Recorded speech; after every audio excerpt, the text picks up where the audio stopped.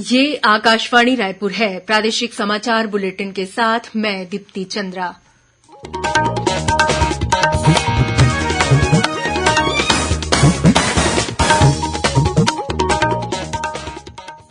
और अब पेश है आज के मुख्य समाचार। प्रधानमंत्री नरेंद्र मोदी ने आज 17वीं लोकसभा की आखिरी बैठक को संबोधित करते हुए कहा कि पिछले 5 वर्षों में देश में अनेक परिवर्तनकारी सुधार हुए हैं। केंद्रीय गृह मंत्री अमित शाह ने कहा है कि आगामी लोकसभा चुनाव से पहले ही नागरिकता संशोधन कानून को लागू कर दिया जाएगा। मुख्यमंत्री ने आज पुलिस महानिरीक्षकों और पुलिस अधीक्षकों के सम्मेलन में कहा कि अपराधों पर नियंत्रण नहीं होने पर संबंधित जिले के पुलिस अधीक्षक के खिलाफ कार्रवाई की जाएगी। और सारनाथ एक्सप्रेस में राइफल से अचानक गोली चलने से आरपीएफ के एक आरक्षक की मौत, घटना में एक यात्री गंभीर रूप से घायल। अब समाचार विस्तार से। प्रधानमंत्री नरेंद्र मोदी ने कहा है कि पिछले 5 वर्षों में देश में अनेक परिवर्तनकारी सुधार हुए हैं। 17वीं लोकसभा की आखिरी बैठक को संबोधित करते हुए श्री मोदी ने अनुच्छेद 370 को निष्प्रभावी करने, 3 तलाक को खत्म करने और महिला आरक्षण विधेयक को पारित करने को निवर्तमान लोकसभा की महत्वपूर्ण उपलब्धियां बताई। उन्होंने कहा कि पिछले 5 साल देश में रिफॉर्म, ट्रांसफॉर्म और परफॉर्म पर जोर दिया गया। श्री मोदी ने कहा कि देश में सुधार और कार्य निष्पादन दोनों हुए और परिवर्तन लोगों की आंखों के सामने है। भारतीय जनता पार्टी के नेता और केंद्रीय गृह मंत्री अमित शाह ने कहा है कि आगामी लोकसभा चुनाव से पहले ही नागरिकता संशोधन कानून को अधिसूचित कर लागू कर दिया जाएगा। आज ईटी नाउ वैश्विक व्यापार सम्मेलन में उन्होंने कहा कि यह कानून नागरिकता प्रदान करने के लिए है और इस कानून से किसी की भी नागरिकता नहीं जाएगी। गृहमंत्री ने कहा कि देश के इतिहास में पहली बार इस वर्ष का आम चुनाव 2047 तक भारत को विकसित राष्ट्र बनाने के लिए लड़ा जाएगा। उन्होंने कहा कि विकसित भारत के लिए अधिकतर काम की शुरुआत प्रधानमंत्री नरेंद्र मोदी के तीसरे कार्यकाल में होगी। मुख्यमंत्री विष्णुदेव साय ने कहा है कि प्रदेश में अपराध, नशाखोरी और अवैध गतिविधियों पर राज्य सरकार की जीरो टॉलरेंस की नीति है। अपराधों पर नियंत्रण नहीं हुआ तो संबंधित जिले के पुलिस अधीक्षक के साथ ही थाना स्तर के पुलिस अधिकारियों पर भी कड़ी कार्रवाई की जाएगी।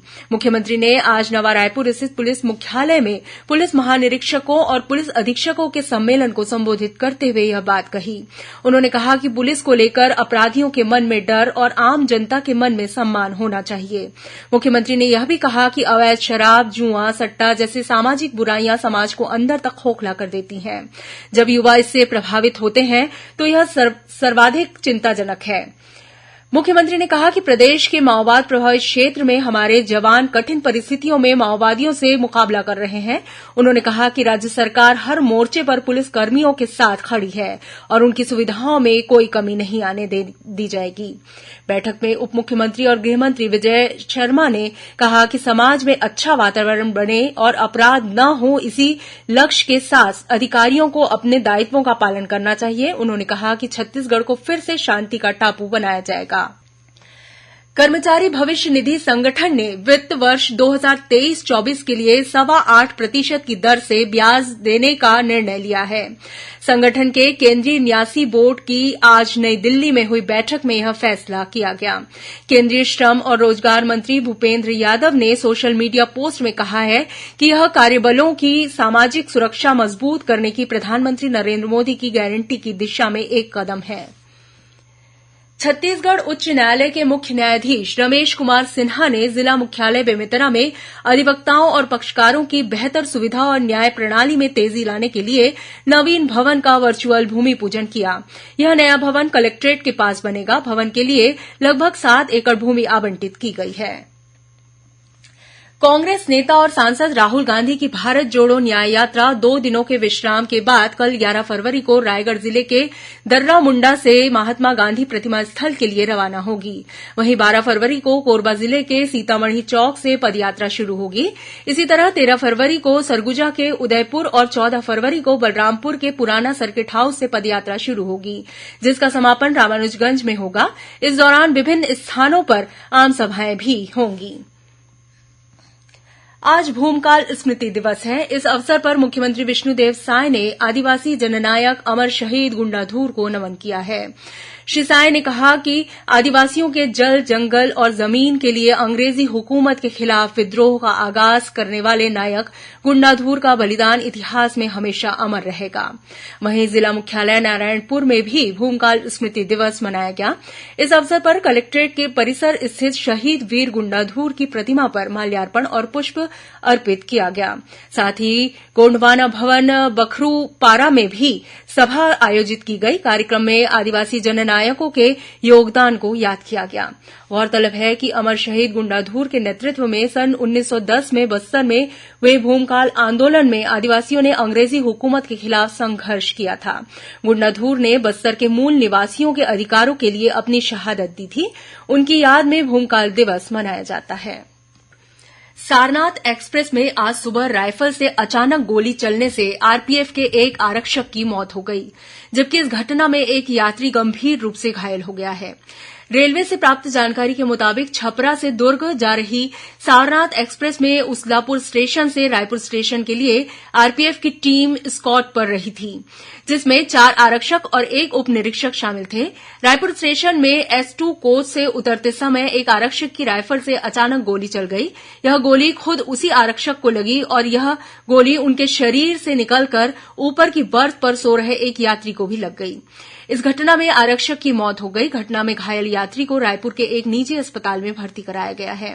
वहीं रायपुर के गंज थाना क्षेत्र में खाद्य मंत्री के स्टेशन रोड स्थित बंगले के गार्ड रूम में बीती रात सशस्त्र बल के आरक्षक रोहित सलामे ने अपनी सर्विस राइफल से खुद को गोली मारकर आत्महत्या कर ली। पुलिस आत्महत्या के कारणों की जांच कर रही है। बीजापुर जिले में राज्य शासन की पुनर्वास और आत्मसमर्पण नीति से प्रभावित होकर 5 लाख रुपए के एक इनामी सहित 3 माओवादियों ने पुलिस के समक्ष आत्मसमर्पण कर दिया है। आत्मसमर्पण करने वाले माओवादियों के खिलाफ विभिन्न थानों में मामले दर्ज हैं और अनेक हिंसक वारदातों में शामिल होने का भी आरोप है। इनमें से एक माओवादी पर 5 लाख रुपए का इनाम घोषित था। इन माओवादियों को आत्मसमर्पण व पुनर्वास नीति के तहत 25-25 हजार रुपए नकद प्रोत्साहन राशि प्रदान की गई है। क्रेडा के मुख्य कार्यपालन अधिकारी राजेश सिंह राणा ने बताया कि क्रेडा द्वारा संचालित योजनाओं की मॉनिटरिंग और उपभोक्ताओं से प्राप्त होने वाली शिकायतों के निराकरण के लिए प्रभावी व्यवस्था लागू कर दी गई है। इसके तहत सभी संयंत्रों का सतत और सुचारू संचालन सुनिश्चित करने के लिए क्रेडा संचालन और संधारण शाखा के अधिकारियों की टीम तैयार कर उन्हें जिम्मेदारी सौंपते हुए विस्तृत दिशा निर्देश जारी किए गए हैं। क्रेडा द्वारा स्थापित तथा निर्माणाधीन संयंत्रों की गुणवत्ता की मॉनिटरिंग के लिए गुणवत्ता सेल का गठन किया गया है। साथ ही प्रधान कार्यालय स्तर पर electronic gazette, web portal, toll free number के माध्यम से उपभोक्ताओं तथा बंद संयंत्रों से संबंधित शिकायतें दर्ज कराने और उनके निराकरण के निर्देश भी जारी किए गए हैं। रक्षा मंत्रालय के अधीन राष्ट्रीय रक्षा महाविद्यालय के 16 सदस्यीय अधिकारियों के दल ने महासमुंद जिले के सिरपुर का भ्रमण किया। दल के सदस्यों ने सिरपुर में लक्ष्मण मंदिर, मूर्ति संग्रहालय, गंधेश्वर मंदिर, बाजार गुफा, तिवरदेव बौद्ध विहार, स्वास्तिक विहार का अवलोकन किया। गौरतलब है कि राष्ट्रीय रक्षा महाविद्यालय का अध्ययन दल 1 वर्षीय पाठ्यक्रम में शामिल 6 सप्ताह के अंडरस्टैंडिंग इंडिया मॉड्यूल के तहत अलग अलग राज्यों का दौरा कर रहा है। इसी कड़ी में 16 अधिकारियों का दल छत्तीसगढ़ आया हुआ है। रायपुर कलेक्टर डॉक्टर गौरव कुमार सिंह और वरिष्ठ पुलिस अधीक्षक संतोष कुमार सिंह 12 फरवरी को रजबंधा मैदान स्थित शहीद स्मारक ऑडिटोरियम में आयोजित टॉक टू रायपुर कार्यक्रम में जिले में कार्यरत स्वयंसेवी संगठनों के पदाधिकारियों से चर्चा करेंगे।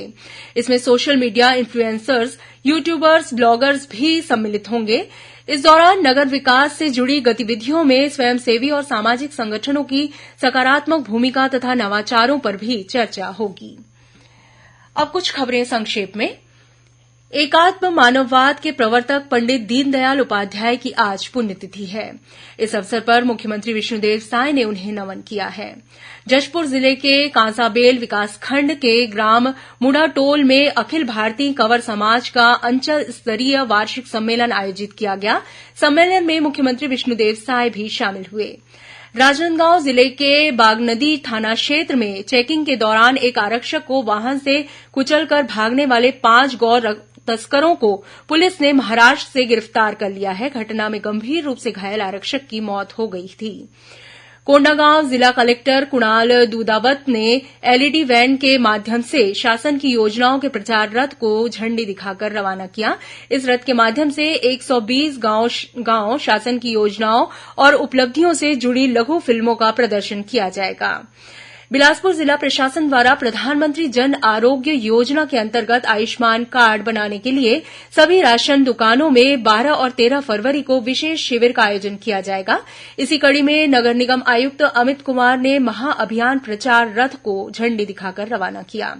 दुर्ग पुलिस ने भिलाई के सेक्टर 7 के पास एक वाहन से सब्जियों की बोरी के नीचे रखे 175 किलोग्राम गांजा बरामद किया है। जब्त गांजे की कीमत करीब 22 लाख रुपए बताई जा रही है। रायपुर जिला रोजगार और स्वरोजगार मार्गदर्शन केंद्र द्वारा 12 फरवरी को पुराना पुलिस मुख्यालय परिसर में सुबह 11 बजे से जॉब फेयर आयोजित किया जाएगा और जांजगीर में 11 और 12 फरवरी को किसान सम्मेलन और कृषक संगोष्ठी का आयोजन किया जाएगा। इस दौरान उन्नत पशुओं और कृषि यंत्रों की प्रदर्शनी लगाई जाएगी। अंत में मुख्य समाचार एक बार फिर। प्रधानमंत्री नरेंद्र मोदी ने आज 17वीं लोकसभा की आखिरी बैठक को संबोधित करते हुए कहा कि पिछले 5 वर्षों में देश में अनेक प्रवर्तनकारी सुधार हुए हैं। केंद्रीय गृह मंत्री अमित शाह ने कहा है कि आगामी लोकसभा चुनाव से पहले ही नागरिकता संशोधन कानून को लागू कर दिया जाएगा। मुख्यमंत्री ने आज पुलिस महानिरीक्षकों और पुलिस अधीक्षकों के सम्मेलन में कहा कि अपराधों पर नियंत्रण नहीं होने पर संबंधित जिले के पुलिस अधीक्षक के खिलाफ कार्रवाई की जाएगी। और सारनाथ एक्सप्रेस में राइफल से अचानक गोली चलने से आरपीएफ के एक आरक्षक की मौत, घटना में एक यात्री गंभीर रूप से घायल। इसी के साथ प्रादेशिक समाचार बुलेटिन समाप्त हुआ। नमस्कार।